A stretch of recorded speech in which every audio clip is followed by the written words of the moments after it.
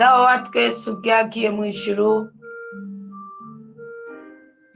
wowe uri Imana se w'umwami wacu Yesu Kristo, turagushimiye cyane kuri iyi ngabirano y'ubuzima dufise.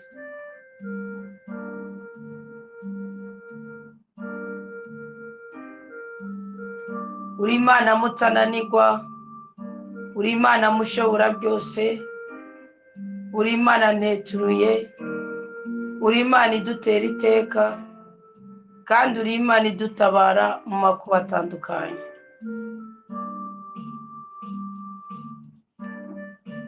Ndaguhaye icyubahiro ku bw'iyi ngabirano y'ubuzima dufise.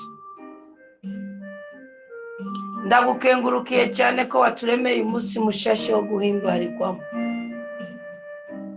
Ndagukengurukiye cyane ko uri Imana idutera iteka kandi itatwirengagiza no mu kanwa na gatoya.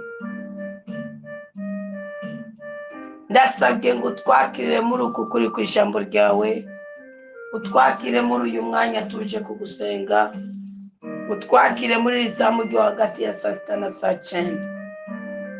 Imitima yacu ihorosha imyami yisugereje, imitima yacu yiha umugisha, imitima yacu yiha amahoro, imitima yacu yiha umugwiza, imitima yacu yiha umunezero, imitima yacu yagure kandi uyagurire mu bwami bwawe. Ndabizi neza kuri Imana umukiza, ndabizi neza kuri Imana umuhozi, ndabizi neza kuri Imana umutabazi, ndabizi neza kuri Imana umurengezi. Ugusenga kwanje nikugere ku gicaniro cyo mu ijuru, ushungurire imigisha kuri ubu bwoko bwawe duhuje umutima buri ku mpande zine z'isi. Amarangamutima y'umwe wese nuyagabe kandi uyaganze, nuyigarurire kandi uyagaburire ibyo ushaka ko afungura. Kiza abagwaye bari muri twebwe Yesu, bohora ababoshe bari muri twebwe Yesu, ruhurira indushi ziri muri twebwe Yesu, rihira imyenda abaheranyi bari muri twebwe Yesu, urubyara ingumba ziri muri twebwe, umunezero abanyamibabaro bari muri twebwe, higa ikundiro abamaze kuromaka, abaramaze kumenya, abamaze gusobanukirwa ko hari ikintu cicangiro kiri ku buzima bwawe.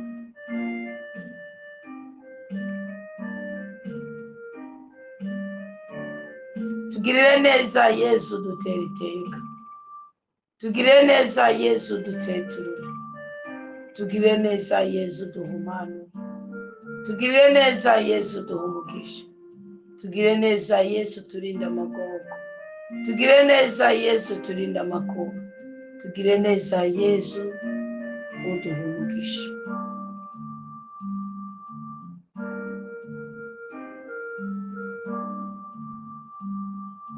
Amaraso mirande ya Kristo natwikira ubuzima bwacu, ingabirano za mutima mweranda nizishinga imizi mu buzima bwacu, agahimbare ka nyene ijuru n'isi kadusage kuko turahiriwe cyane.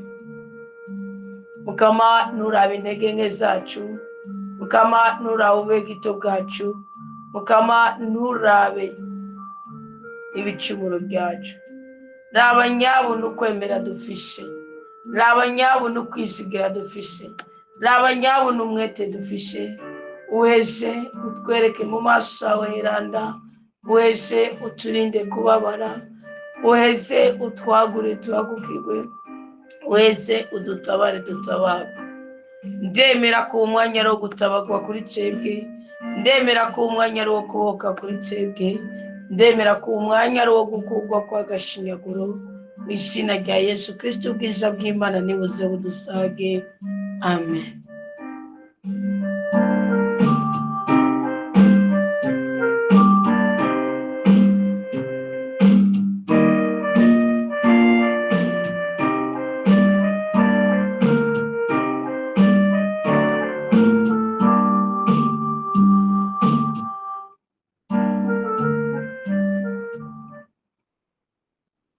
tugire Kristo.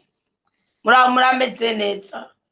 Ndabahaye ikaze muri uyu mwanya mwiza w'ijambo ry'Imana rikiza, ijambo ry'Imana ribohora, ijambo ry'Imana ritera iteka kandi riteturura abituye Imana bose. Ni umwanya w'ibibazo, kwishyura ku bibazo mwabajije no kurotora indoto mwarotoreje ngaha. Umukristo wa mbere yavuze, ni audio ntabwo ndize kwibumvisha, ariko bibaye ngombwa nshaka kubarungikira ko nta banga ririmo. Yavuze ngo yafashe umwanzuro wo kubyuka gusenga, asaba Imana ngo imubwire ku bijyanye n'ejo hiwe azoza. Ngo acatora ijambo ry'Imana muri audio yiwe, yavuze ko ari muri Luka, ariko je ntabwo naribonye muri Luka, naribonye muri Yohani. Inkuru nziza Yesu Kristo yanditswe na Yohani, ko Yohani yanditse inyandiko nyinshi, yaranditse inkuru nziza ya Yesu Kristo, n'uvuga amajambo Kristo yavuze akiri ngaha ku isi. Yaranditse ibyashuwe, yaranditse amabaruwa yane. Ni ukuvuga rero je nabisanze mu nkuru nziza Yesu Kristo yanditswe na Yohani mu kigabane ca 9. Ngo ni waciye atora, yabisigura aravuga ngo ni Yesu yari karagendagenda, ngo abona ngo umuntu w'impumyi, ngo baramubaza ati ni wacumuye n'abavyeyi biwe niki? Ati none Imana yo bishaka kumbwira iki?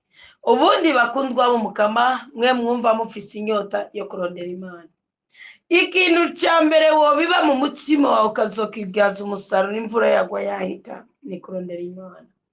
Niyo mpamvu Zake yari umutoza kori, ariko Kristo akavuga ati n'uwabaye umwana wa Aburahamu, atabanje kugisha inama ba Petero, atabanje kugira iki. Igihe cyose Kristo Yesu yakisa abantu, yabohora abantu, yatabara abantu, yagaburira abantu, yashingira ku nyota, agashingira ku mwete, agashingira ku gutungerega urutoki. Niyo mpamvu mura ndababwira ti buriya n'inyuma yo gusenga ni musenge, kugira ngo ntihakagire icankirika mu buzima bwawe ni kwera impamvu runaka, no, ariko kubera impamvu runaka, kubera urupfu rwa Kristo, kubera izuka rya Kristo, kubw'urukundo Imana yakunze abari mu isi cyane, Yohani 3:16, rwatumye itanga umwana wawe w'ikinege, kugira ngo umwizeye wese ntapfe rubi, ahubwo ahabwe ubugingo budahera. Ni ukuvuga kubera icyo, niyo mpamvu udakwiye guheranwa n'umubabaro, ntukwiye guheranwa n'igisuzuguriro, ntukwiye guheranwa n'agahinda, ntukwiye guheranwa n'agacinyizo runaka. Kubera ko rero udakwiye guheranwa n'ibyo bintu, ngomba ndakwibira ibanga. Nugomba gusenga usaba Imana ijambo, icya kabiri usaba Imana indoto, icya gatatu usaba Imana iyerekwa, icya kane usaba Imana ijambo ruhanuzi. Ijambo ry'umuhanuzi ni kajya musho kuja mu misa, umusaseredoti yisobanukiwe yapfukamye agasaba Imana ijambo, aja guhembuza ubwoko buza kuza, abana b'Imana, ubwoko bw'Imana buza kuza mu mwuka ya misa ikarimuha. Ugasanga kwa gusigura si kuvuga indome nk'uko historie, nk'uko umwigisha wa histoire, umwigisha wa geography, umwigisha wa psychology, umwigisha yagiye ngo rararararara hande mu amenote mu nyuma, ahubwo akaba afise ijambo riza n'ubuzima kuba musanze ko tuza guhiga ijambo, usanga avuze ijambo ihuye n'ubuzima wabaye.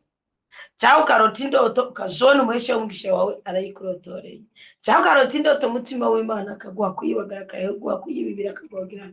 Cyangwa ni ukuvuga akabaho coincidence y'ubuzima ubayemo n'icyo Imana ivuga kuri ubwo ubuzima. Icyo gihe hari igihe ubitora muri Bibiliya, ugasenga ufise Bibiliya ukazingurura, kandi nawe uzotora ngo Yuda yiyahura ntuzogire ubwoba, no.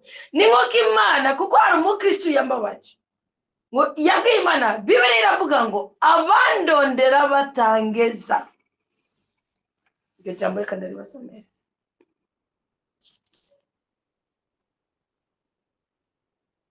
Ngo nimukunde ubutungane, igitabo cy'ubwitonzi ko muri telefone nta kiriyo cyangwa muri Bibiliya z'abaprotestanti, kiri muri Bibiliya ya Katolika. Nimukunde ubutungane mwebwe muganzese, mwiyumvirane ubuntu umukama, kandi mumuronderane ubwitonzi bw'umutima, kuko arareka batamugeza bakamutora, kandi ariyereka abatamwihakana. Imana irareka abantu bose bayirondera, batariko barayigerageza, bakayitora. Kandi abantu bose bayironderana umutima utunganye, Imana irabiyereka, Imana iravuga, Imana irakora. Imana izayigeze guhanura ngo ntandukanya n'ibigirwamana byanyu bya Bayali bya Ashera mwise amazina mushaka. Ati ndi Imana atawanyise izina, ndi Imana niko ndi uwuriho. Ati ntabwo ubwo bumana bwanyu muvuga ngo ni ba Bayali ba Ashera ba Tamuzi ba Kiranga bande, ati ba Dagoni hariya aye, ati zifite amaso ntizibona, zifite amatwi ntizumva, zifite amaguru ntizigenda, zifite amaboko ntizikora. Ariko Imana yacu ifite amaso kandi irabona, ifite umunwa kandi iravuga, ifite amaboko kandi irakora, ifite amaguru kandi iragenda, ifite umutwe kandi igaragaza ubwenge. Ko niyo bwenge. Musa yigeze kubwira Imana mu gitabo cy'Ubwungu wa 36 ngo Mana gunyemerera rwose bigaragare ko ntandukanye n'abandi bafishe ibigirwamana, ugendane nanjye. Ngo abandi Imana zabo bazitwara mu gotomoni, ndavuga ibiheko. Ngo abandi Imana zabo bazitwara mwizosi, ndavuze inzogera. Ngo abandi Imana bazigenda bafise ahantu bazigendana, biyikorera ku mutwe, bagira iki basaba bazigendana. Atari kunyemerere ngaragare nk'ufise Imana itandukanye n'inyamahanga. Sibyo? Nodera yirondera Imana mu ijambo ryayo irakwiyereka kandi ijana ku ijana. Ndaje gato yimubwira icyo Imana agombye kukubwira muri iryo jambo, kandi asabye mutima w'Imana abane nanje. Ndiko ndatare kuko Salomo yaravuze mu Migani 8 umurongo wa 17.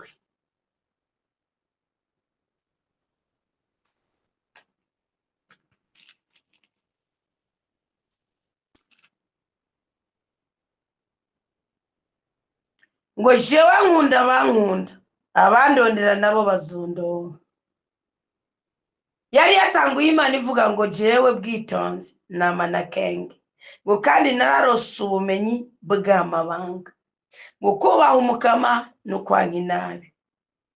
Mwabyumvise ko kubaha umukama atari guhora uvuga ngo mukama atari kwamupfukama, atari kugura amaudio yose, no kwanka icyaha. Ijambo ry'Imana igicaniro wowe uriko, studio wowe urimwo, umusazi wowe usengerako, idini wowe usengerako, bita gufasha kwankana n'icyaha, ntibiraguhuza no kubaha Imana, ntibiraguhuza n'amasezerano, ntibiraguhuza n'umugisha, uracagendera mu bicaniro by'igisokuruke.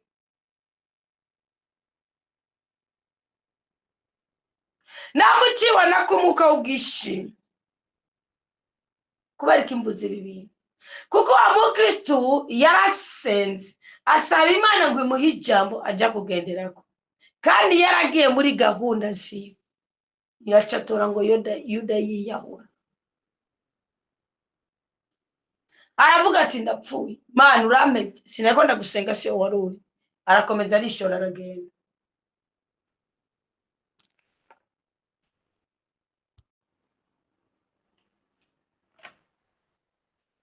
Ubundi ubwishime ni ikintu kibi cyane.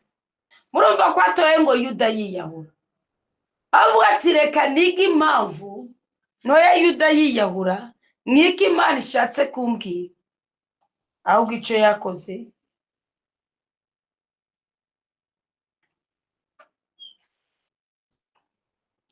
yarakomeje aragenda.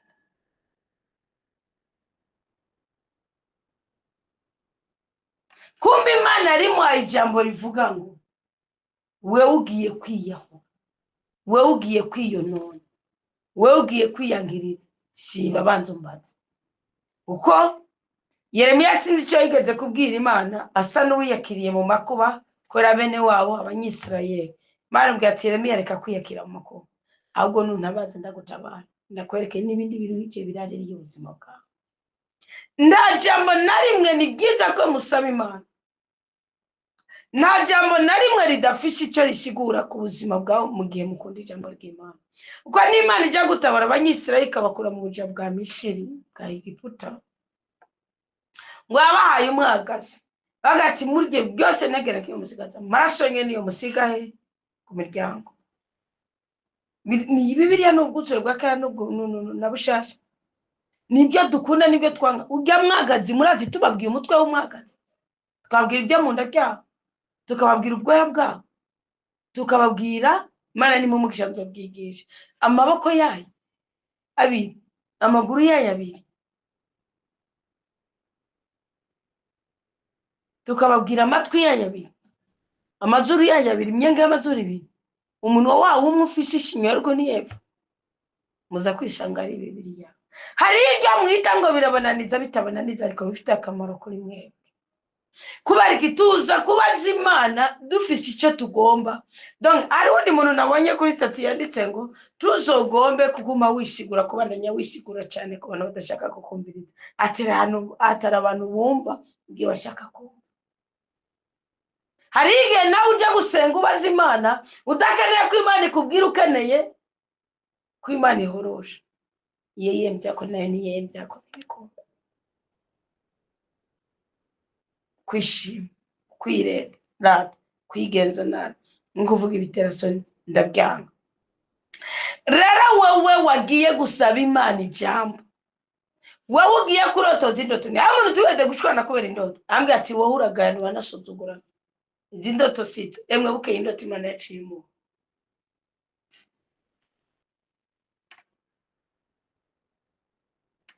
wowe ugiye gusenga urotoza indoto wowe ugiye gusenga ukeneye ijambo ry'ubuhanuzi wowe ubwiwe ijambo ry'ubuhanuzi wowe urotorewe indoto wowe usabye Imana ngo mpi ijambo rinyereke iki banza usuzume mu mutima wawe ko hatari ukwishima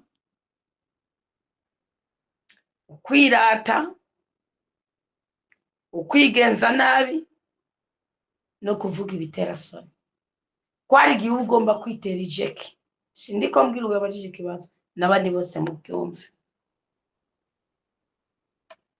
birabangwa impanuro n'ubukerebutsi n'ibyanje ngo ndi ubwenge ububasha n'ubwanje birasigura ngo ko warinze uja kuyibaza ntiwataye umwanya ko warinze uja kuyisaba ijambo ntiwataye umwanya kuko niyo bwenge kandi ngo ububasha n'ubwanje uvuga irashobora gusesangura ibizoba mu 2080 irashitwetu 2080 nzoba ndiho none myaka 43 70 77 oya myaka 80 iri imbere sinzo mu 2080 mu 2080 nzoba ndiho ko turi muri 2026 sigwa ko muri 2008 yo 2000 Mana ngombe gusenga kandi uzobukoze ngo ndubwange ububasha n'ubwanje kubwanje abami baraganza abakuru nabo bagashinga ubutungane kubwanje abatware barategeka abaganwa bose nabo bakaba bacamanza b'ubutungane jewe nkunda bankunda abandondera nabo bazondonga sibyo ayindi ariho Bibiliya ivuga ngo abafite umwete wo kundondera abandondera n'umwete bazombona nanje ndabiyerekana umwete ubutunzi n'ubuni nazo turi kumwe itunga riramba n'ubutungane urumva itunga riramba n'ubutungane ututu n'umutumenye ari akandi kantu ko muri migani ya Salomo 12 What is my pen? Itunga riramba n'ubutungane yumvikana ko itunga riyoka n'ubwibone n'ububeshi n'ikinyoma n'iguhindagurika itunga riramba n'ubutungane itunga riramba n'ubutungane icyamwa cyanjye ni cyiza kurusha inzahabu ihingura umwimbo wanje nawe ukaruta ifeza yashimwe ngendera mu nzira y'ubutungane mu nzira z'ingingo mu gutoranya itunga abankunda nkuzuza n'ibigega byabo iyo ni Imana iri kirivuga birasigura ko nuja kurondera ijambo ryayo uja gutora ibi bikuzuza none ngo yarondeye asanga abariko baratsekeza sibyo bo bari biteze ikintu runaka Kristo avuga mbwa Kristo aravuga ngo sababyeyi bacumuye sinawe yacumuye ni kugira ngo iki ingenda bibasomera biravuga ngo umukama yandemye mu ntango y'igikorwa ciwe imbere y'ibikorwa bwiwe bw'ico gihe yashyizeho kuva kera na ndi murumva ko ari Kristo kandi natwe turiho kubwira kuko ari muri twebwe natwe tukaba muri we.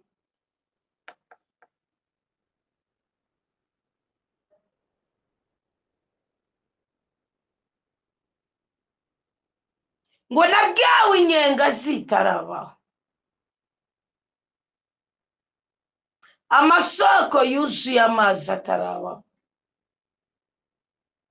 itunga riramba n'ubutungane. none wowe ufise ubutungane ni wowe ushobora gusenga usaba Imana ijambo ugaheza ugahabwa ikijanye n'ubuzima bwawe. Mvingene yavutse Yesu akiza umuntu yavutse ari impumyi, iryo jambo yahawe.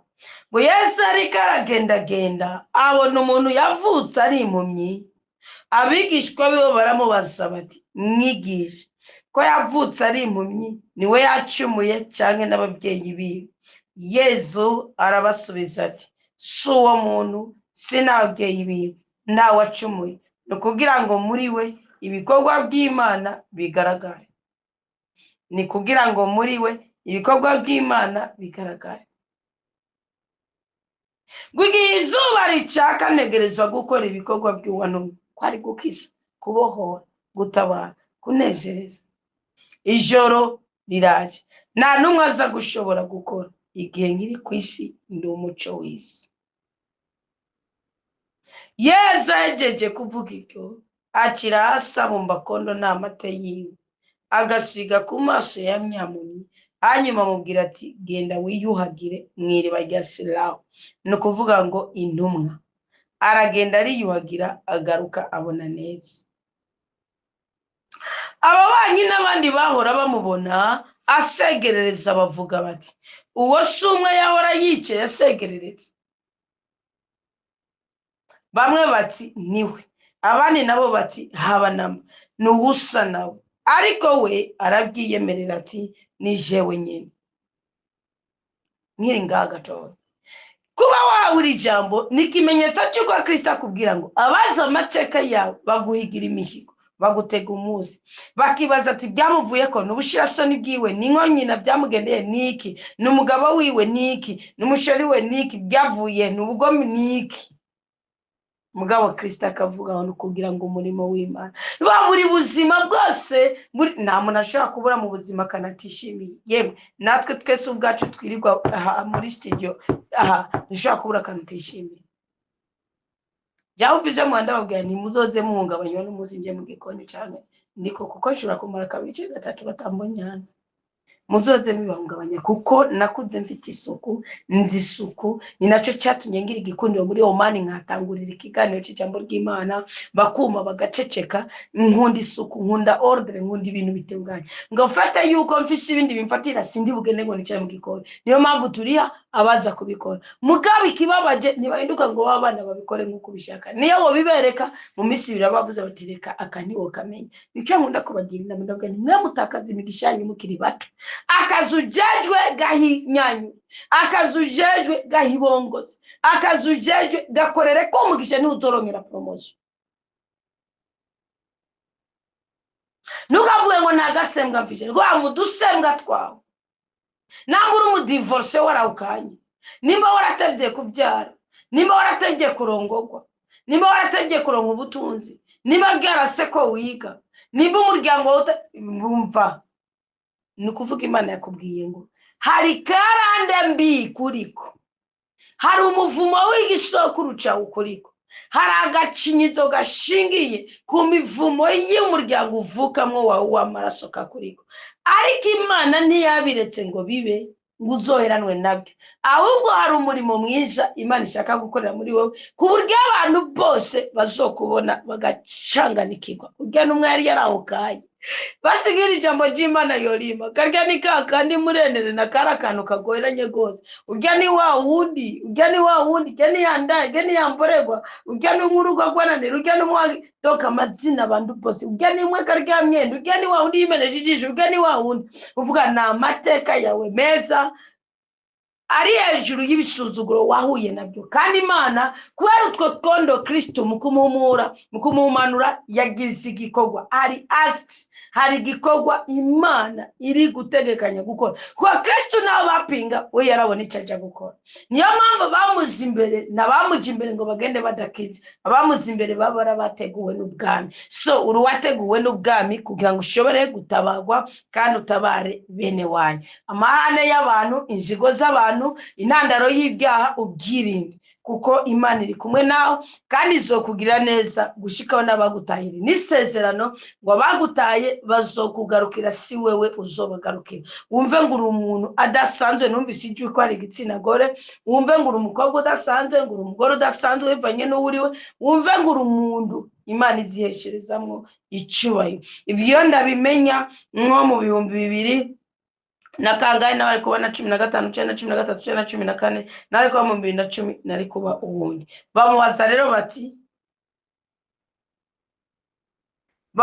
rero bati uko yabyemeye wewe, ni kuvuga kuba wewe biyu, ni kuba wewe kanezererwa kubura umukristo gusumba aho wahura n'abamizire mu kigenza nabo.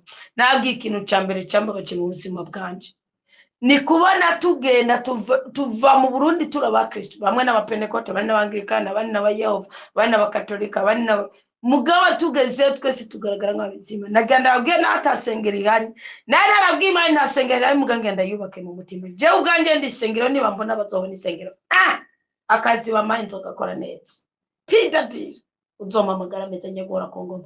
Narigeze ubw'Imana ni ntume ko bamunguriza akazi, ahubwo minguvu z'ukubakorera kugira ngo nzasige ndababibwemo umutima wo gukora. Sinigeze siba ku kazi nagwa amaguru abwimba, nagwara umugongo ndagira iki, kandi rimwe na rimwe nari gukora ibitero byabo kuko nagiye gukizwa n'amasengesho bamvuye biranga. Ngenda gukizwa n'umwanzuro wanje, ndakubita igipfungo ndavuga nawe utanga ijije siyindya. Mana nayo yumva gusenga kwacu iyo tubishite mu mwete, iyo ataburya rya buhari. Nyangiza ngo nje kubindango nje kugirane, nje gusaba amasorti no. Nari mu mashaka kubakorera gushikaho bumiko. Tana rimwe nigeze nongeje umushara jewe. Rimwe niyo nababwiye ni kugira kontra nje ndayimaze bakandahira ngo ndagusabye numve nganugire gute. Ngomba kwiyongera umwaka. Ndabwira ni mwamaya niyongera umwaka. Je baraya. Ugateka ndondere kapitali ya City. Kubundi maze gweza kuri amadeni numva maze kubona donc intambamye muri unkuru numva igisigaye ari kwegera abantu. Mugabo narabiyeza uwo mutima ni waza. Nukuvuga rero kandi Imana yice bishira mu kuboko kuko ubundi iyo mvuga ngongera ndiye mu mushara wanje ngaburere n'abana girene no tashe mu Burundi nko muri 2030. Kandi uko Imana yabigenjeje ndi mu bimbaze mugabo ni jewe. Kwamera icuri nariko nabwa ni kintu kibabaje, muragenda mwagara mwese bijya buzo bambika icyoke nibisa. Jo naragize na revolte ndabwa ati mumisha mama vingira mkene gufuka iminuzi ni kwanda tugutikwa nugutikwa nkubita ndabwa ati okay nguma mu mazi ngo nguma gukoropa mu toilette nguma mu gikoni hose nibituguta ngo nzenda gwana nibishikarufe ngo ngenda nizingira mu tikakunda basanga ndagikenyeye cyabwa nibasinda baye uburenganzira ni mu mwimishatsi. Kwa muvuga ngo igituba mubya nabwe nako nari mu mizirima murambwira iki nitandire. Kandi dini ganje nabwo rimbuza imishatsi, nabwo rimbwira gufuka umutwe. Barambwira ngo uri mu gikoni ngo imishatsi ariko imishatsi yivunguka rero batika abantu bose imishatsi ivunguka. Ngo imishatsi ngo ijya mu byo kurya ngo iki niki ndabwo twe natwo je nimutora nitugufite uko. Baratwenga. Nabwo ni sawa tori machine.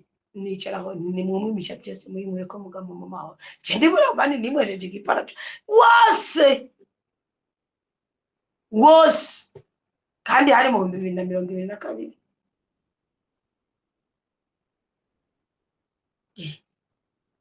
Munyuma amavura ndavuga ati sawa ikanzogora sizovise mavingi ko je ni buzu cyabo byo hari iki cyangora kwambara mavingi nimye kimuzu zanje gachanze ngirana mavingi ibyo bintu byabo birebire mavingi cyabo birebire ko bambaye ikora sinaje ndarutsinga nuko chini yambari tabureshere kutere mu matwi. Nukuvuga baroga muragendayo igituma bana baroga bakabakona bikemera muca mutakaza agakiza kanyu muca mutakaza imitima yanyu kandi Imana yatugiriye neza ubu buhinga nabwo buzamwo Bibiliya nawe utoba warayigendanye kirana no nayitumikaza je narayituma iransanga kandi bose araja kwinira kuri iPhone ndababeshe ngo bawewe kikiravuze ati no bari mu mahana avuga ati ni jewe bawewe uri umunyamugisha bawewe ntutinye ntukogwe n'isoni cyo kuvuga ngo narabatutse bamubaza rero bati amaso yawe yahumutse ati abishura ati wa muntu bita Yezu yatoye akondo akansiga ku maso ambwira ati genda muri Silo wiyuhagire aha rero harimo condition iyo gukira kuko hari abakristo nk'urya mugore yamukoze ko ntaco yigeze amuganirira mugaya yamubwiye ngo genda wiyuhagire so bisigura ko mu rukiza rwawe mu butabazi bwawe mu bubasha bw'Imana bugiye gukorera kuri wewe harimo kugira iki harimo igikorwa harimo guhaguruka harimo kutajebajeba harimo kumvira iyo atajya kwiyuhagira bijya byane byo matana n'amaso yewe n'icyo cyagenda n'ikimana kirakubwira tiraba itegeko ryanje raba ijambo ryanje raba ibwirizwa ryanje nacengena ndiyuhagira none ndakanura amina bamubaza bati ari he abishura ati sindabizi hanyuma uwigeze guhuma bamujyana ku bafarizayo ugasangwa uyo musi Yezu yari yatoye akondo agahumura nyamumye wari umusi w'isabato abafarisayo nabo bamubaza ukuntu yakize ubuhumyi abishura ati yasize akondo mu maso ndiyuhagira none ndabona abafarisayo bamwe bavuga bati uwo muntu si uw'Imana kuko atubaha isabato bisigwa ko ushobora kuzogira umutego munzira Imana yaguhaye zo gucamwo nimba ari kutanga icya 10 kutageraganya Imana guheba gusambana guheba kubesha guheba kwiba de guheba icyaha kuko kibyari icyago gutungana mu itegeko ry'umukama kumva no kumvira amategeko y'iteka kandi ukabwira mu mwete hari abazogukritika bakubwira turi ikigo uri kurayoba bariko barayakuyobya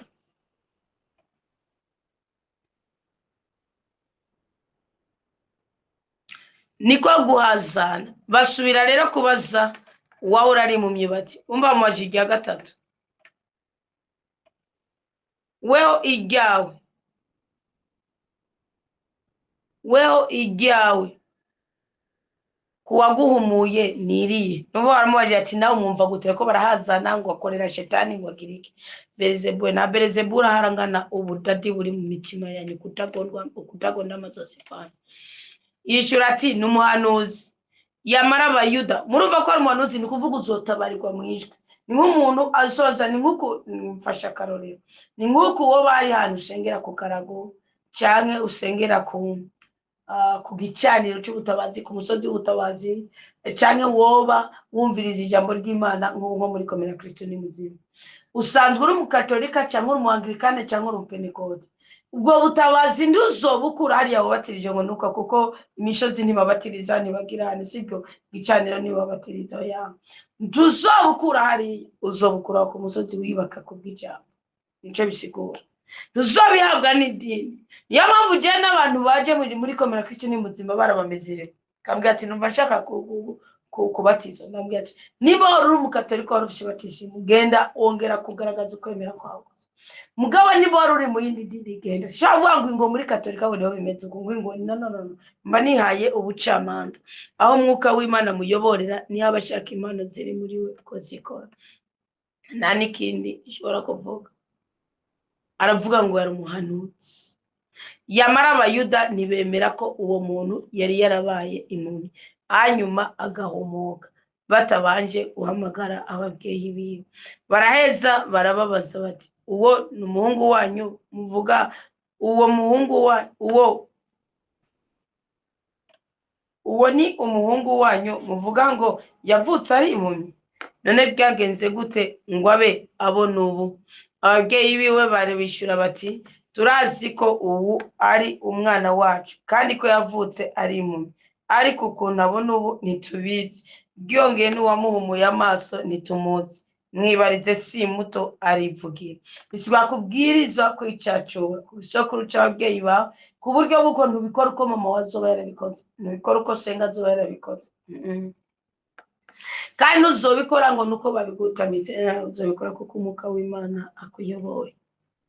Ababyeyi bavuga gutyo kuko bavuga gutyo kuko batinya Abayuda. Bisigura ko mu kugene umuhamagaro wawe n'ababyeyi bashobora kuba batagushigikira ijana no kwijana, kandi biravuga ngo ukunda ababyeyi we canke wowe bakanye kunsumvya ngo ari gihe biba ngombwa. Sinabwire kandi agwakara kugira mutavuga ngo ndamugomye. Je maze kuva ubwa mbere nkigira ubugeni nabaye mu buzima buteye ubwoba. Mbwa muryango wanje barakundanye ariko ntibashaka kwisuka mu buzima bw'undi muntu, ntibashaka kwisuka mu buzima bw'undi muntu, ku buryo jewe hariho n'ibintu byaba imuhiri wacu nkavuga ati none nk'ubu uye nka ase wabana wanje ni kwereka mutumira bigenda gute. Papa nyene ni imfura n'inyankamugayo uko nyene birakuraba we n'Imana yawe, kuko iwe ruhande akora ico ategerezwa. Kandi n'abahungu tuvukana baramutoranye, uburozi umukobwa wo tuvukana ni moto, sibyo? Nikuvuga ikintu cabaye ni giki, jewe kandi ahantu muhumva maze kuja muri Omani, umwanzuro wose nifatira bagomba komera intambara. Nkumaze kubona ko bidakunda ko dushaka kubana n'umugabo, nkamaze kubona ko anyitiranya n'ishati yeze yataye muri toilette igenderwa ko ninyo, hawo n'umugabo afungwa ngafunguza, ni umugabo ndetse abana ngira nabo yabyaye hanze nta kibazo nufite nabo.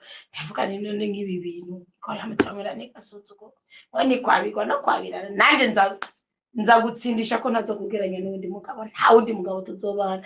Ncambwira Imana nje ndahindukira Mungu. Bugani bimwe Kristo yavuga ngo muganza wana gukubita ikofi tumusubitse yindukira, none ziri kubananira mugaca muza kunaniza n'izindi. Erega muraraba gihimba kimwe nikizotwara ibindi bihimba byose, murabiraba hari bidafise inyungu kandi imibiri yanyu yipfuza, none ko ari yibora igasigara ngaha. Mugabe by'ubugingo biravuga ngo ngwiki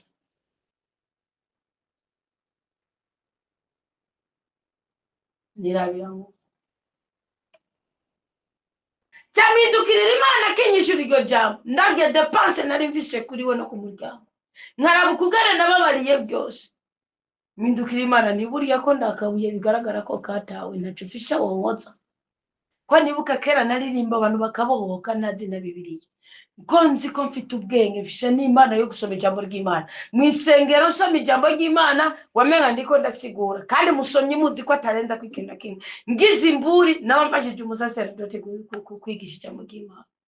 Iyo ni Imana nari mvise. Ndibuka ko hariho n'umubikira wo kuri Kristero wa kuri katedrali yaje ngo je yara nitaranduhije ngo iyo muhaye imburi ngo nagira ibyo wamuhaye, ngo muhaye bisabisha rusange ngo nagira ibyo. Nanje ngiye gusoma bige bintu mwandika amaso yatera yanga gusoma, nkaca nsenga nkazengera igihugu c'Imana. Nimba ari intention zose ndi kumburi hajye bataba bagize imwini byaba biri coordonner sabira ecclesia sabira igihugu ngene sabira abagona barusha, kandi nshingiye ku majambo y'Imana y'uwo musi. Uyu musi ndio nahura ku Imana yanje yari ihari, bwana rifisi ibiboshi bibizibi bya bintu zorongorwa ryari ngo nimaka ngo ndongo cyenda byemeza ko Imana itari yarangane iki gusa amahirwe nagize nako kagongo. Kandi Imana yanabaye niryo zina niswe nta mugabo yiyubashe ngo yakubwira indaro zitatu naho rumwe gwapfuye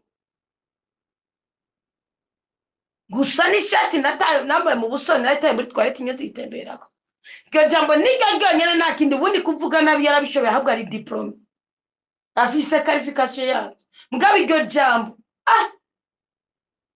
kame nibuka wanavuye nibuka ingene kwa manyanga twari tuyasangiye intege nge twe dusangiye mugabe urugamba nkarwana n'ije ngene ndavuga ni yase zari kwa zari kimwe kuma pinduka yuko ati mukama naco wonkoza ucuza wewe ngombe kwitandukana kuko ubwo nyene nawe kumubaza turipfuza nkugirira iki ejo nitugera imbere y'Imana. Wewe nawe umusenyeri cyangwa patiri na pasiteri yovuga ati Anita yarahuka yagize wewe Imana atakizo ncice yo yizi byose kandi ibona byose. Avuga ati migyansi hari akantu ndiko ndabigisha ko kutazambera kwitandukanya n'umuryango wawe, kuko hari abagore mwagiye kuba kandi mwagenda musigari wanyu mugomba kuba nkuko banyoko babayeho. Hariho nabihebeye Imana mu mezuko muraca muri twatu nakana gasengeza nurya naho mupfanike ko wihebeye Imana bose arabana b'Imana. Akana gahungu ka musaza wenda mukunda ejo niyo mbwiye ati we nabwiye kukwiye kugera ku rwego rw'uko witandukanye ndetse n'abana wabyaye konsibere. Ni umuhungu w'umupenekoti n'umugabo w'umupenekoti yibaje avuga ati wewe urwego Imana cyangwa gukoresha ko itandukanye. Umuntu wese umubone nk'umwana w'Imana umubone mu bwiza bw'Imana. Ubu umunyakuri ureke ibisho ureke ibyimu n'ikirere cyawe kitazigera cyokako. Ndavuga nibyo Imana yabimpaye ngiri muri yo Mana naratse. Ukazibona umubyeyi hagara ati okay yanzu natse uko nasabye credit we mugaranyirije amashuri kamere. Ugabibona ngo urumva ngo ibi ntibibaho ngo ibi ntibibaho. Tibibaho nanjye uri kuranzinga. Ndabwiye musinyira iyo nzu ngo niyo ashaka hamanyandikira urwandiko rw'uko ntunganye imbere yiwe n'imbere y'Imana nanjye kandi ndamusaba imbabazi ni nanjye uratunganye. Uwo muntu ntafutwa nibagiranwa mugabo amaraso yiwe babyoroshe ko ndayibohoza ko n'abana banje biba bishoboka ko ndabagirira deliverance. Uravuga iki ngaho? Nuba kuko ari papa ambutse mugabo kuyigwana arayigoranye naco yari gukora ngo aje muri senare banyandika ko titre foncier hama mbore kwidegura mu madeni kandi ari ndavuga noya aho muceceke ndaca kubani ndabihakane rwose byanga byakunda ndabona ko Imana yasize mwagatego babona kumusinyira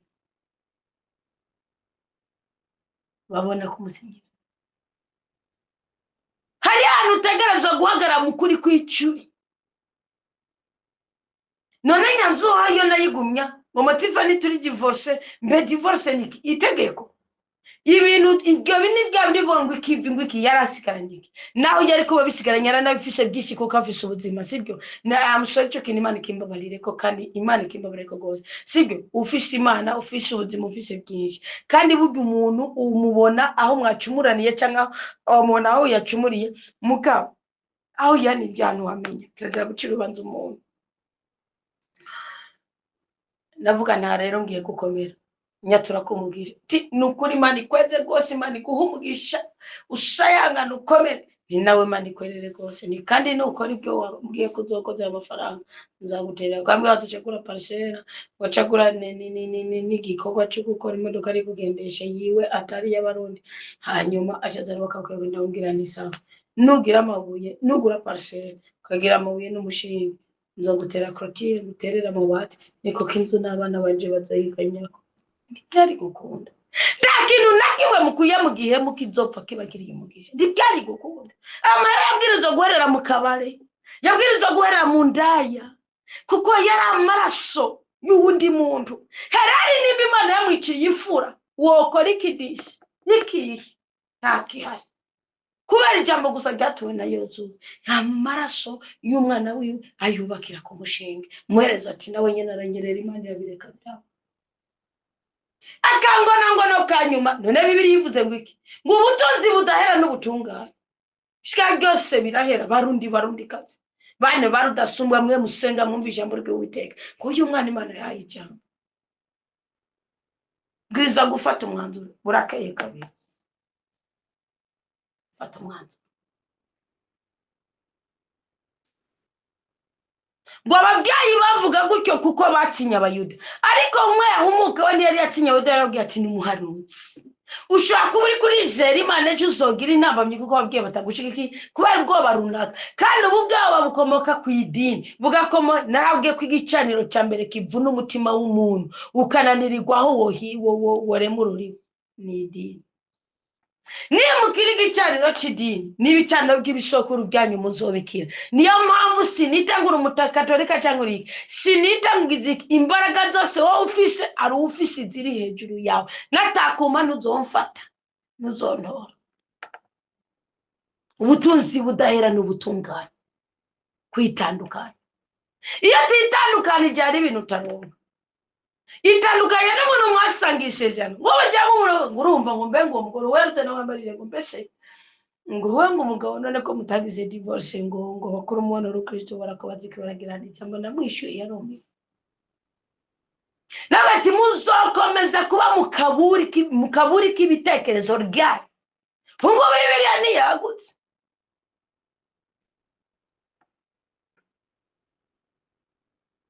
Yohani 8:31 musomenya ukuri ko kuri kuzohinduka kubagira bidegenge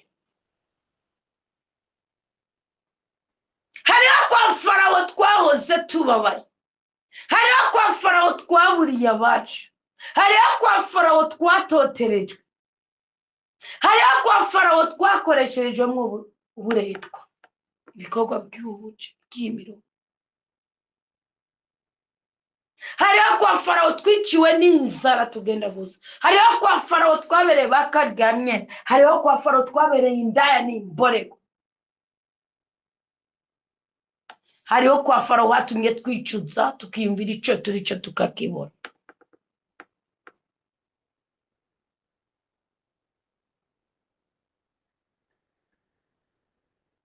Ariko ubutayu bwawe bugutuma uja kurondera Imana mu ijambo ryayo, nibwo buzoza kukomora ibikomere.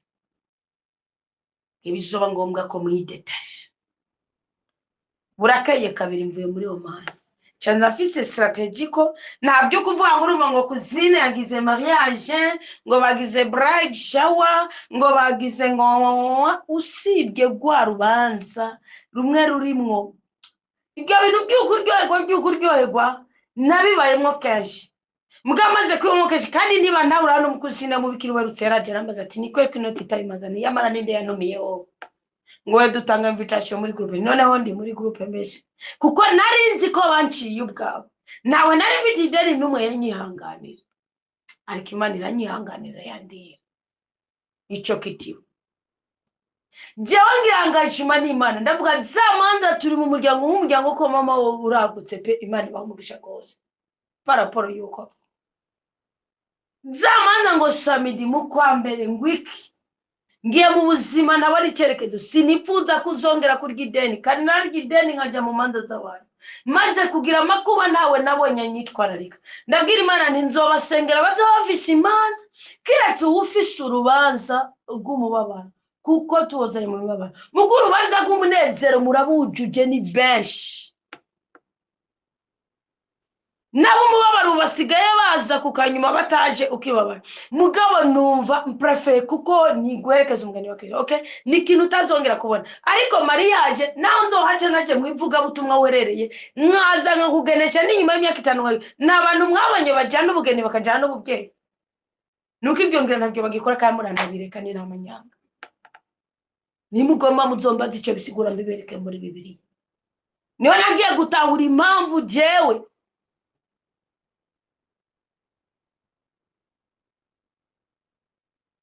nabwirizwa kugendera ku bishobisho. Burakeye kabiri ndaje mu ngaha, ndabwira Imana naho ndi nanzoga izohijya kandi umukatolika urabizi, ndabwira Imana ntanzoga izongera ku muntu kandi unkingire kuko nsubiye mu gihugu nazinweremo kandi ngiye nshobora kuzigura n'abandi bazengurira kandi babandi twasangirira igara baracahari. Imana ishiraho imbibe ubayishengana ukuri irabumva. Ndabwira Imana nzomara amezi 6 mfukama nkagusenga ntashira icyo kurya izuba ritararenga ku munwa, bisindi umuyuda sindi mu migigwa, mugabo numva atakiri nokora. Ndabwira Imana nzogera kuri airport mfukame ndakwambaze banyita umusazi bigaragara yuko umusimva kuri airport narabundabunda nkinyegeza muri twari tukamunga ndumuntu asize yishe cyangwa kina politique ari ukwibaza ngo badeni ngo kuko bari bageze igihe mandata mene yanje bayishira kwifoto bakayishira ku ma WhatsApp bakanyuka mu group, ugasanga bikozwe n'umuntu ataniyumva amajana ndamufitiye. Ndabwira Imana ntinje ndi Anita, sinje ngo bambone ko wanabaye, nje ngo bumve ko wangiriye neza. Yemwe data byanga kumukwirwamo nabo tuvukana, wabona ko ari ubwibone noja mu manza nk'abandi ibiki banyakundunga nibambagije bati mbega waraje kuri amadeni y'abandi, banyakungurunga kandi bazi ko nafunzwe nabundabunze. Mwumvirize umwana w'umuntu, erega nibanyanka barankunda ni ku mwana w'umuntu ari ndi kubigisha. Wani uzarara muri nyoko wawe, mugawe nyoko we niteguriye guherera muri wewe, ni uzarara muri so mugaso niteguriye guherera muri wewe. Karatsinda n'umugabo kuko biravuga ngo va siga ja, yani Genese 12 Tanguro 12. Ibi mutarabyumva kira neza wirenganire, vuza ubugwe wirenganire, ambikugana gusa wirenganire. Niyo mpamvu Kristo Yesu ujya musamariya w'imbabazi yavuze ntabwo yakomeje ngo agumane nawe, hari icyo gukorera kuri tere hano cyo gukorera imuhira. Hakano ndagahagazeko utazogira intambamye mu buzima bwawe. bazakubwira kurongo gw'Imana itashaka kurongorwa muri uwo mwanya. Babwiye ngo nturongo gw'Imana ishaka kurongorwa muri uwo mwanya. Bazakubwira ngo ntutanga icyacu Imana ishaka kugitanga. Birasigura ngo umva Imana. Umva Imana. Sinzi wanabwiye ati umushara rero ujana wose. Bavuga ati cyane yo nkimenya kuri kigugu wayinzi. Ntiyamenya ko ndi kuguruza imigisha yanje. Abonye kwezi kwa mbere kose ngutanze vrai. Bavuga ati niyo nkimenya ko wayinzi. Waraturubuye byarase nyene nta kundi.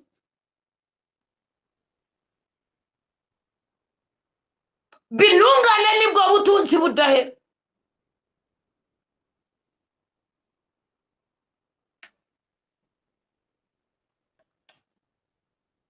Burakeye kabiri. Urumva ngo papa ngo umubyeyi, urumva nyene ngo agacupa n'umusaza agafisha imyaka 70. Menga nino. Ngo musaza ngo iki niki ndavuga nti yamara genda mu kabare ni munanya vertise. Niyamtaye ndumwe ari aba kumusororera ndeka mbe mu bamwambika mbe mu bamuvuza mbe mu bamugaburira mbe mu bamurimishiriza mbe mu bamurihira umukotsi. Mbure muri abo bamugabo bamuhizoga. Ereka ibinyenda muvana. Ndabwo nisinzi cyane namwe mukabare nako nzosubira erega ibinyenda muvana. Nukuvuga iki ababyeyi ne bari bitegura kwihangana ko bedo babonga avuga ati Messi yamukijije we yarabivuze nukuvuga buri shigikiro no kuri sena nyine ngo kubera gutinya abayuda, kubera gutinya ecclesia, kubera gutinya ya mega Pentecost, kubera gutinya Anglican, kubera gutinya iyo ukuri ni kuganse muri twebwe. Be you, ben you, and be careful. Mwabyumvise? Icyo nicyo nari ngomba kubabwira. Nashingiye ku nabyo ariko ngo ngenda kikwigisha. Kuko Kristo Yesu yavuze ngo ukunda sananira konzonga. Ukunda ngo sinajya ngo umugabo n'umugore wo matana. Ngo sinajya ngo mukazana nabo ngo sinajya ngo umukwe no ariko yaje ngo ubwami bw'Imana busasagana. Mwiyumve. Nowa yarokokanye n'abantu biwe 8. Uwo mugore wiwe abahungu be 3 abakazana 3. Nowa byarakunda ko arondoka kozurishi akagirana ngakume kwa Adamu na Eva. Mugango yagize agahinda kabo basangiririgana. Je cyatumye ahingura uruzabibu. Abo bayuda bari bagiye inama ngo nihagira uwemera ko Yesu Kristo ko ari Yesu ari Kristo nihagira uwemera ko Yesu ari Kristo bace bamuca mu sinagoga. Hari igihe bizoba ngombwa ko baduca ariko mu nyuma niho nabajije papa bari ngaho itariki 17 z'ukwa gatatu baratumbiza. Ndamubaza papa uraca inyanga ariho n'igihe mbwira ngo sinzopfa ndi wa ubwiyame gico navuganye n'Imana. Nabwiye ni none ko nagusabye uzonge muri risongo hokera mwayinge muri rimuhira. None nanje ashaka nzokoze bana isongo cyangwa ro yari kubera iki. Je nzagwa gatevere ngatorongo akabuyi. Bona rero basaza babifitiye abana bagira ne barigeza amafaranga. Abayumva yonyo akanirariza. Nguhe ikazo cy'umutama mwiza. Waka. Mwana muza avuga ati mwana ukomere. Ugira hari imyaka 2 akiye bona hari imyaka 2 maze mu Burundi. Hacemo nk'amezi. Yumva yoza ni bucumbura ndandamutse. Ndavuga ati okay. Ubundi yangira sani mari genda bandi cyo. Mugaho ukatangiriye sani ngo bwati mwana yo. Nongerende nababwire mbe mwari muzi ko ari gihimana reka ababyeyi bakatwihakana. Nibuka umuntu narimena yo kigana nibyo werutse namye ndababwira babumva umenga kubivuga nagahinda nikinosa gahinda ahubwo ni gusobanukirwa ko inzira z'Imana zirenga 1000 kandi ko hari ibyo kurya Imana ndashaka ko turya kuko iyo tubiriye turagotwa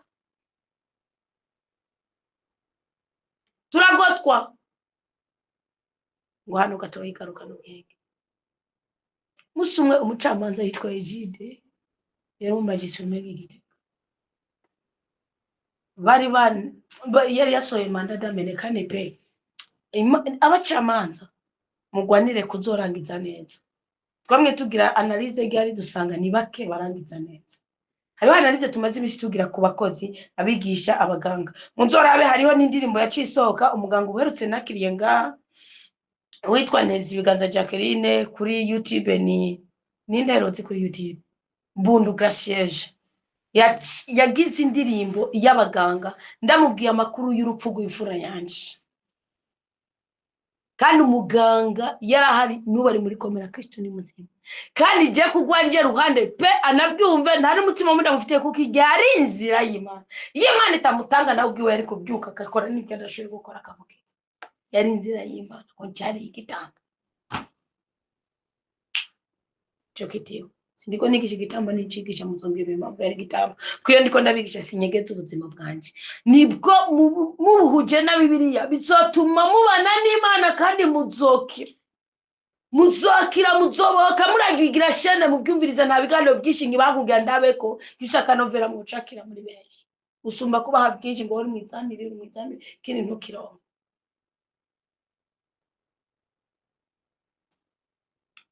Maze kumubwira iyo nkuru acakira indirimbo basaza afite Imana yo kugira indirimbo yo gusaba imbabazi mu kibanza cy'abaganga bose kubwaho Imana yabatoranirije kuyifasha gushira ku isi ubuzima kandi bwiza, mugabo akabagira intege nke kwa buzima bikarangira butaje ngaha ku isi.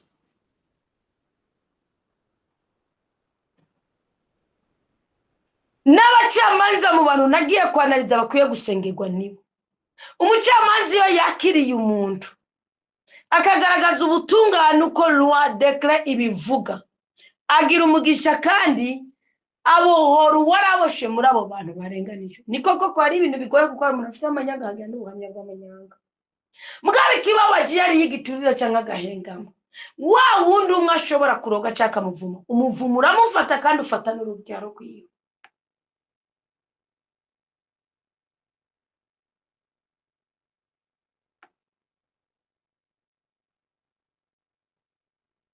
Mukwiye kwiyubara, dukwiye kwiyubara. Arazana ariko ndabwira ko ari Imana ireka n'umuryango ukakwihakana itakwase ahubwo igomba ko none nimuzi Dawudi ko yavuze ngo mubwama we niwasameze n'intege nke z'abantu bose kuko bitandukanye n'ibyo Salomo nawe yavuga ngo ni mwitiro ry'umunezero. Mama yasamiye ndi ko banza gusinzira nakenze ni Bibiliya gusa icyo ni igitabo cy'ubwitonzi ibisebeshe Ecclesia gusa Katolika ni Bibiliya iri ko mu by'ubu tubasomye ibitabo indwi kandi madini tubasomye igitabo cya Tobito, igitabo Tobito ubwitonzi, mwene Sirake, Yudita, Makabe ya mbere, Makabe wa kabiri nande sinzi kindi kimenda kibabwiye tuti uko muragifise mwese.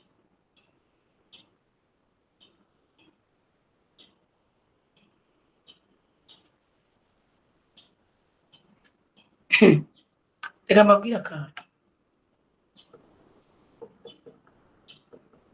Imana mukuri kwayo ihagarara nk'Imana.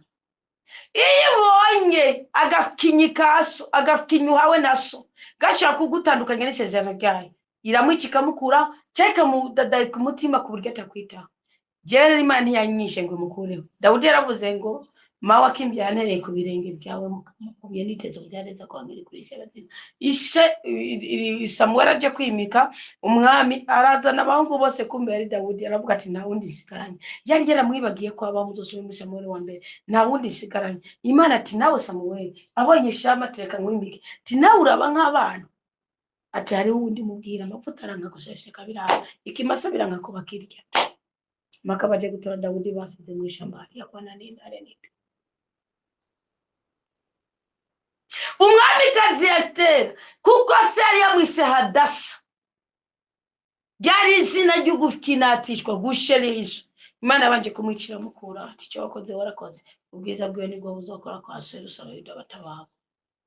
Jero data ni yamwisha Imana kandi data ni yanaye mugabo umunsi umwe mu magisa bazana mandada ndi ku kazi nambaye ibitengeyemo bisoni y'imikre akakakutikane nambaye neza pemfunze babona kumbwira ari namba narahindagurika kwa ariko nambara neza amakongomani nari muri class ya wiki mwene ko nigisha matematike ariko ni ikintu kija kukuba ku mutima udidagizwa hazi moto ya dete mugabo n'umupolisi ari katambaye tene mufise mandada mene jewe ndikanga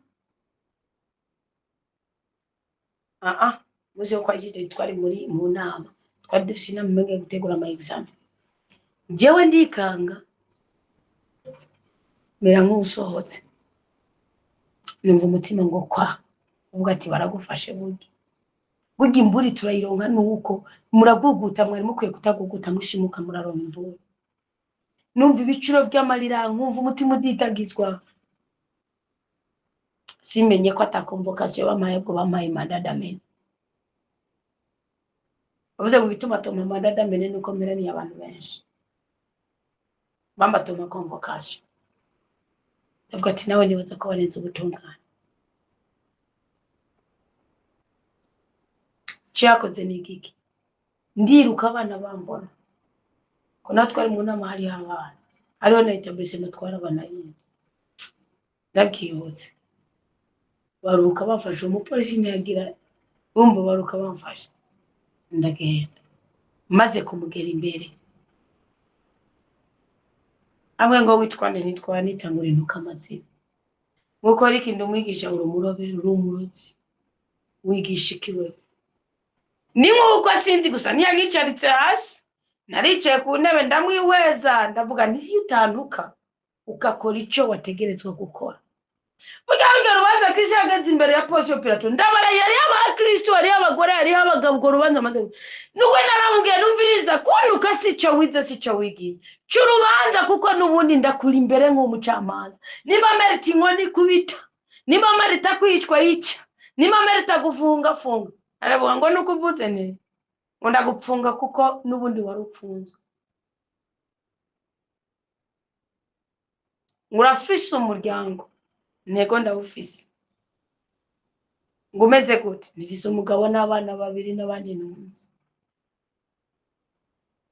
ngowe ngo barariwe n'inyamaswa ngurafise uvuka nego ngo nihe nikiganda muri muramzi ngurafise ababyeyi ndafise papa mama na office ono magistra yize murundi wishusho nk'iyanje hariho ibyaha nta cyana kimwe kidafise code penal murarinda kuruhishiriza imitima y'abandiki murarinda kwiteranya n'abandiki applique icyo wize ko applique utashimye ugira amatohoza ugira convocation umviriza abantu bindura bikora iki wabanje kurya igiturire wa mugomewe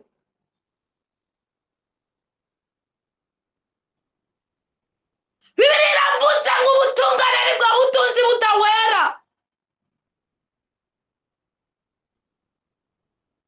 bwasomye amashuri mu buri jambo ry'Uwiteka riya mpamvu ibyo mwarondeye mutazigera mubigiramo umunezero ubusaziro bwiza masaziro meza kwiteka ry'umutama n'abuzukuru biwe ngo kandi icyubahiro cy'abana n'ababyeyi babo birabaroka ni mutihana wasohoye ko yakwihakanye ikazima yabyaye hageze igenda babara nkumva icoma kanyarukiriza nkaja mu gashaka reka gutunuza umutima wanje kuko agashoka boho umubiri ntibazobahende iyo uzi icyuri cy'agashoka boho umubiri ko kwigisha ijambo ry'Imana gukomeza ukagiye Pawulo byagenze gute tiyishoye umuhanuzi yabimubwiye mugijambo gica umutima gica amarangamutima ndamuguhe wumve nini bikenewe kuko ubundi jewe sinigeze ngomba kuruhisha umuntu n'umwe nari nariwe n'ubutondiye nari nahenzwe n'ubutombenzi nari natawe n'ubutontaye nari urinze wigaramwa n'umugabo muryamana musangiye icyumba wahereje ubutunzi bwawe bwose ahubwo nandi madeni y'abantu kayarya atari ndamufitiye ideni basaza barenda bafitiye amadeni aho narababesha ngo ndafunga ibitaro bwaturonka amahera yo kuriha inzu byagenda gute undi Jesse nkunze kuruhisha abantu ahubwo ako nkuruhisha wo nduhisha numva umpesheje umugisha gusoma iyo ni Imana ndimo n'abamvu nabuze ngo amusinga undi umuntu nzanekeka nkunda umuntu nigisha ikintu nishaka kimeruko nawe uco ushaka ko nzocubahiriza yemwe aramutelefona n'amayinite yiwe alo umeze neza yego ngani yamubwiye ndi kumwe n'umukobwa wawe avuga ati umukobwa wawe tumugire gute ko yananiranye muri Gitega abapfa barapfinda ziriko zirakoroka, abanigwa bariko baranikwa, abamena amazu bariko barayamena. Aho meranye umuntu yamenye ijisho, nange namaze kumuha inyungu zirengeye amafaranga yamaye, kandi ku by'ukuri naherewe nari mfite n'ibindi byamubica, nuko nticamerita urubanza rwanje. Hari igihe muhana abantu kutariko, ndiko ndababwira kakanu kuko n'umubyeyi ashobora kukwihakana, kuko umunanije akumva niwo mukura kw'inka yiwe, akumva niwo mukura kw'ikivi ciwe kandi azopfa bishigeka. Gani mutabwihana namwe mwababyeyi mwekada namubwije kuri nabwanye hani hagira indoro zizaba, reka nivugane n'Imana, gusa ineza y'Imana iri muri jewe. Mugabo mubyumve ko hari ibintu mubyuka gusenga mukagirana ngo mugirira neza ngo gira ikintu ufise wo marira umuntu usoka imumare ntuzovuga ngo ndabigire agacira tumugire gute ngo ngoje ngo narahebye kwe niturigira tuvugana sindiki nta muntu nigeze mbwire gusa uwo muntu ari nyitware ngo ari yaramuciye karavuga ati yamara andanzo mufunga mutamuri kuko nabyo bise umugabo aramutaye n'amafaranga agifise ko hari umunyakiganda ari wacu. Bica byongera ko n'ubundi nari meraniye aho mubikira umugenge wacu, byose byongera ko nawe ari yarababwiye, byose biburudo kumure papa arananirwa kandi umwana w'umuntu arananirwa. Niyo mpamvu yizavuga ngo bakanwite havuga basiho Mana ndagukunda naho nokora umurimo umwe gusa, ariko nkagumana n'Imana naruhombo nzabafise ahubwo nzoronka impera yanje. Ngo Siyoni yavuze iti ni Isaya 49:14.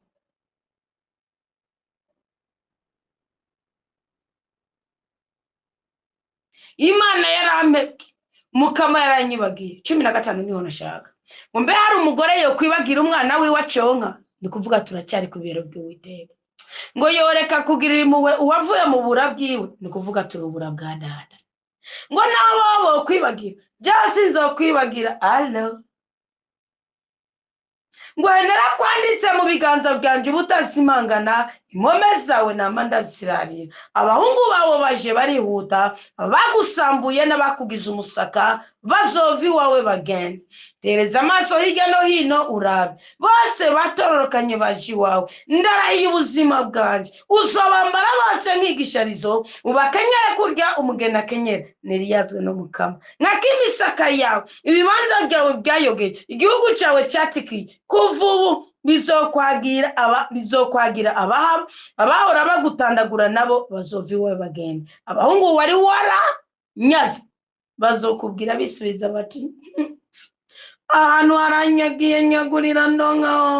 Ko nawe uzokwibwira mu mutima wawe uti ninde yamvyariye abo bantu, ko atabana nari mfise, ko nari nabyara, ko nari narajanye kugirwa imbohe nkongera nkabintabwa, none abo ninde yabareze mu gihe nari nsigaye ndi nyakamwe, abo bari hehe? Nguku kumukama Imana ivuze. Ndaramvuye ukuboko ndakwerekeza ku makungu, nshingira ibendera ibihugu, bazokuzanira abahungu bawe bababumbatsi, abakobwa bawe nabo bazobarerura ku bitugu. Ndabibutse ko abahungu ni imbaraga, ni inkingi, ni inkomezi. Abakobwa ni umugisha ugaragara, ni igikundiro, ni icyubahiro, ni ubudahangarwa, ni imimenyerane, ni relation familiale. Ngo abami bazokubera abarezi, abamikazi babo nabo bakansa, bazokunamira bakubita inkoro hasi imbere yawe, bazorigata umukungugu wo ku birenge byawe. Ibi rero si ubushirasoni, no. Mwibuke ko uwitwa Senikaribu asuzugura umwami Hezekiyasi muri Isaya 37 yaramubwiye ngo ingabo zanjye ngo kuri ko bashimikiza Imana isenguza guta ngo ingabo mfitse ngo nazo kwakira umukungugu ngo awuhonyosha ibirenge wasikagira nk'uko ngo ntizokwiye agira ubwo. Nukuvuga ngo bazorigata umukungugu wo ku birenge byawe. Murazi icyo bisigura? Nuvuga inkuru nziza Imana izoguha niyo bazogyaza umusaruro. nimubishiye mu bwibone. Inkuru nziza Imana izobiba muri wewe nicyo bazobyaza umusaruro. Vuga ngo ndumuhesha umugisha. Amina. Nanjye ndiwe. Uzoheza umenye ko ndi umukama kandi ko abanyishimiye batazoteterwa. Alo, ugira ngo umuntu w'igihangange yokwakwa icyo yanyaze? Dushigikiwe n'ubukomeye ari hejuru y'abandi. Nimukagire ubwoba bwo gukorera Uwiteka no kumuvuga kandi munavuge ko ari we yabibaye. Ntimukavuge ko mwite cyangwa ngo urumva ngo I do like this, when I continue to do something for someone or cyane ngo wagizwe imbohe ari intungane. Yo nicyo akora. Ariko nguko uko umukama avuze, uwagizwe imbohe n'umuntu w'igihangange azobohorwa. Amina. Utungane rigatunga ridahera. Uwagizwe imbohe n'igihangange azobohorwa. Imana yatanze ingabo nyinshi zarawereye ku bwacu. Icyanyazwe n'ubu twaza umukazo kizo re kurwa. Nzogwanya bakugwanya, nzorokora abana bawe. Abagucinyiza nzobarisha inyama z'umubiri wawe. Bazobaregwa amaraso yabo nk'abanyoye umuvinyu umushaje. Niyo umuntu wese azomenya ko ndi umukama, umukiza wawe, umucunguzi wawe, muzira kuganzwa wa Yakobo. Muri gutinya kuvugira Imana, muri gutinya gukorera Imana, muri mutungo nongono. Umva, nahabagenzi bome babose, nahabageyi bome babose, ariko nkagumana na Kristo nta luhombo z'abafise. Oya yenzoro nk'imera yanje, amiringiro yanje ni ku Mana, amiringiro yanje ni ku Mana, amiringiro yanje ni ku Mana yandemye, amiringiro yanje ni ku Mana. Shaka ubutunzi urabusaba Imana, shaka kurambura bisaba Kristo, shaka ubwigenge urabusaba umukiza. Amiringiro yanje ni ku Mana, yego. Amiringiro yanje ni ku Mana, yego. Amiringiro yanje ni ku Mana, amiringiro yanje ni ku Mana yandemye, amiringiro yanje ni ku Mana. Ngwiki tuza ahari iki kintu cy'uko ababyeyi batomushingira intara. We yayishingiye Kristo, so ntibakakubera intambara. Uri umuhesha w'umugisha kuri bo. Burayimu yabaye umuhesha w'umugisha kuri Setera ngo yapfuye yizeye Imana. Kubera Burayimu Mungu werega baratubwira mu isi y'umubiri muga mu isi y'umuka, natwe turababwira. Naje byarangiye data turiko turabiganira akaje ngo ya mwana bwe bagene neka papa ndaribagiye. Mwareka mbibabwire kugira n'abahungu ntibazobikore. Umukunzi wanyawe, inshuti magara uyibonera mu magogo, uyibonera makuba. Ndashimiye Imana ko yamijije uwo muntu wese. Ndashima Imana usibye ubwenge bwawe ko amanigo byora. Nta muntu nananije ku madeni yanjye. Usibye ubona rimeranye. Nta muntu nananije ku makuba yanjye. Ndawanyumvirije n'umugabo wanje pe nta wakiri urumanza no. Ko nari ifise umwanzo n'isezerano ko ntazopfa menya ibanga ry'uburiri bwanje. Nende ariko ntabara. Kandi baza ko ari mu byafashije kutongera kwiyumvira ku bakuru. Niwo mugabo urumva byasaba ko mubwira ukuri kw'ibikomere byanje. Ariko ndabibwira Yesu. Haravuga ngo sindi mu biceceke. Cyo ndamukundira ni kimwe. Patire yanderera gishize kuri solfege. Ngo abagushakashaka bose biyireke, abanyakibu bigarurira ubagoba kubagarure mu bawe. Mpakugukunda Nyagasani ndagusake, kuko urukundo rwawe rundutira feza na zahabu z'isi.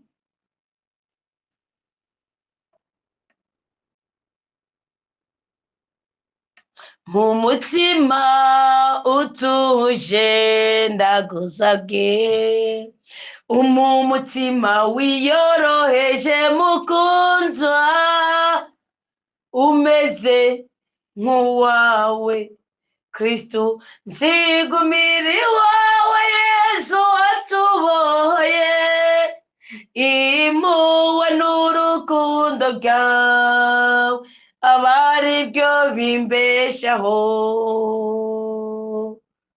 uri mwiza Yesu andaye basubira rero guhamagara wa muntu yari yigeze guhuma bamubwira bati ni Nahazimana twe turazi ko uwo muntu ari umucumuzi nawe abishura ati niyo ari umucumuzi sindabizi icyo nzi ni kimwe nari impumyi none ubu ndabona wow bamubwira rero bati yakugize ati yaguhumuye ati arabishura ati namaze kubibabwira ntimwanyumvira ni kuki mushaka gusubira kubyumva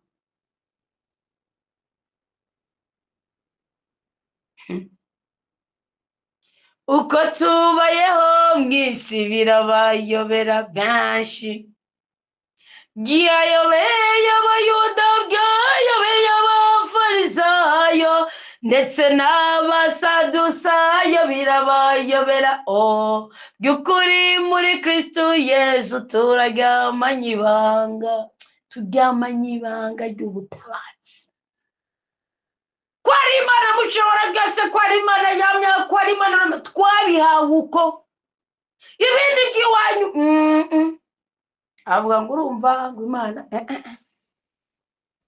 subiza hehe namaze kubibabwira ntimwabyumva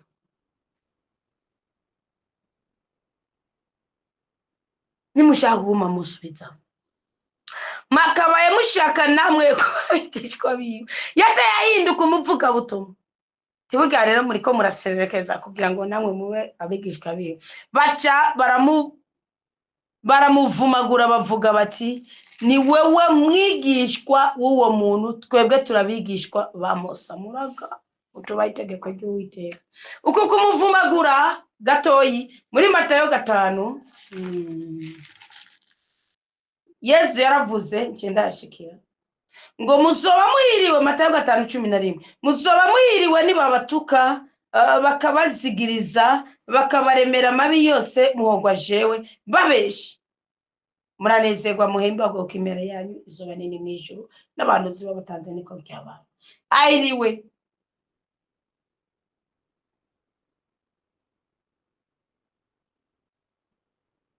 abari n'umutima mwiza abaremesha amahoro abahamwe bahoga ubutungane kuko ubwami bw'ijuru ari ubwabo ururuhamo rw'ubutungane murumva ko yaruhawe twebwe turazi ko Musa ari we yashikirijwe ijambo n'Imana nayo ntituzi niyava none Musa ko yapfuye muracarondera ibindi biki nyamuntu arabishura ati icyo nicyo gitangaza uko niko mwuka w'idini watandukanye n'ubutungane bw'Uwiteka narababwiye ko idini mu kuvuka ahatangura amahane so ryubakiye ku muvumo burya idini riyobowe na Eleli ryubaka Yeriko gusa utegereza kwitandukanya n'uwo muvumo ukihuza n'ijambo riba rihari uwo munsi ni byiza niyo mpamvu Kristo ataciye abivutseko nyamuntu arabishura ati icyo nicyo gitangaza nuko mutazi iyo ava kandi yampumuye havuye ahinduka umutukanyi kuri bo turazi ko Imana itumvira abacumuzi uyubashe akongera agakora icyo ishaka niwe yumvira uwubashe Imana akongera agakora icyo Imana ishaka niwe yumvira abarandera Imana batayigerageza irabiyereka ubutunzi budahera n'ubutungane ibyo bintu byose kandi wirinde ubwishimo winde ubwibone ibyo bintu byose bihabwe twebwe dukunda ijambo ry'Imana kandi bitubaho Imana niyumvira abacumutsi Yohana 9:31 nta na rimwe twari bwigere twumva umuntu yahumuye wavutse ari impumyi iyo uwo muntu ataba ari uw'Imana ntacyo yari gushobora kubwira baramwishura bati uko wakabaye wavukiye mu bicumuro none ushaka kutwigisha baraheza bamuta hanze hanyuma Yesu yumva ko bamwirukanye bahuye amubwira ati uremera umwana w'umuntu nawe amwishura ati nindega mukama ngo ndamwemere Yesu amubwira ati wamubonye mbere n'uwo muri ko murayaga nawe avuga ati ndemeye mukama aca yikubita hasi aramusenga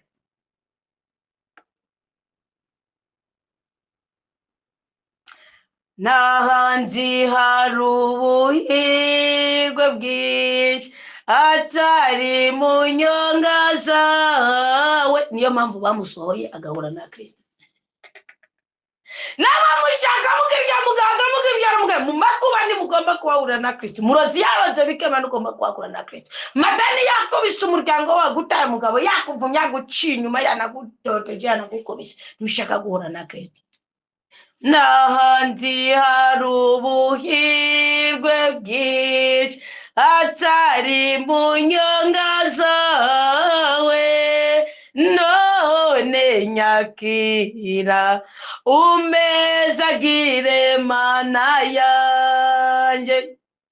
Twinjire mu ngoro y'Imana, twunamire iyo mana yacu, dusenge ku izina rya Data na Mwana na Mutima Mutagatifu.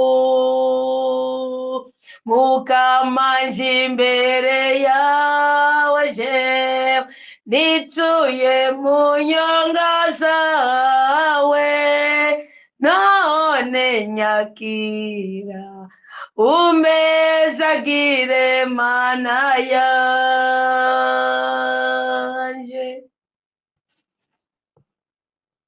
Hey!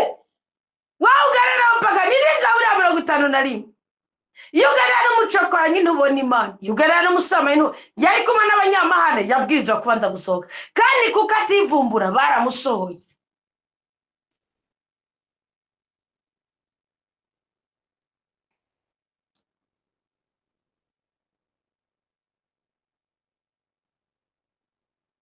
Yesu nawe avuga ati kuri iyi si sinahazanywe n'urubanza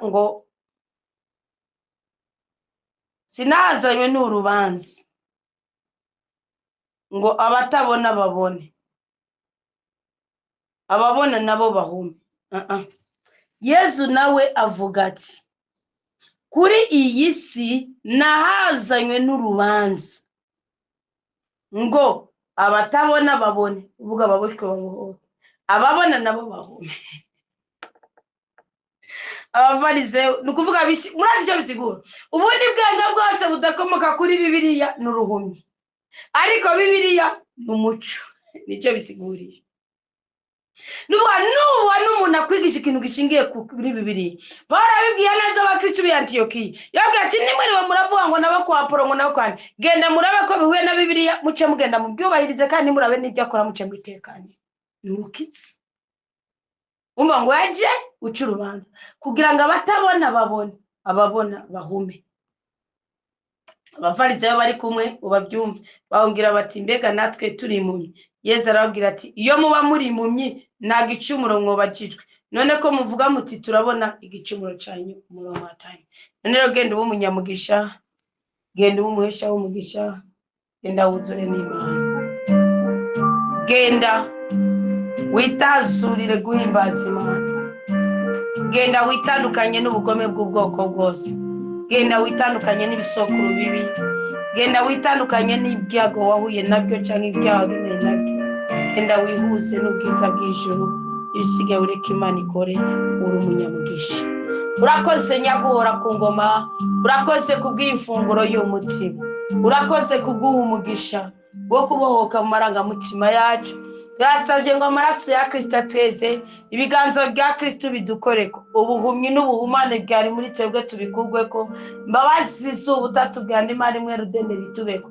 Duhereye uyu munsi turakomeye, turahiriwe, turabo kuramba, turabo kuranirwa, turabo guheka, turabo gukora umurimo w'Imana, kandi turabo kwamamaza inkuru nziza y'Uwiteka. Tukwishikanye ko tugusabye umugisha n'umugwiza, uraturinda kononekara, uturinde kubabara, uturinde gutetegwa, kandi tukwemere ngo ntuduhe umugisha mubyo uzoduha byose ntituzokuryaganya kimwe muri 10, kandi mu nawe uzotwubakira. Abari ingumba bakabyara, batavuga bakavuga, abari bahumye bagahumuka, abari bahumanye bagahumanuka, abari basuye bagakundika. Tukwemere ko tuzogushingira na izuba riva, ko tutazigera dukenja mu izina rya Yesu Kristo. Natuye umugisha w'Imana kuri twebwe twese, kuko turahiriwe kandi turasa ubutabazi bwa nyene ijuru n'isi. amen. Amina, amen, amen. Imana itwishimire, itunezereze kandi twagurire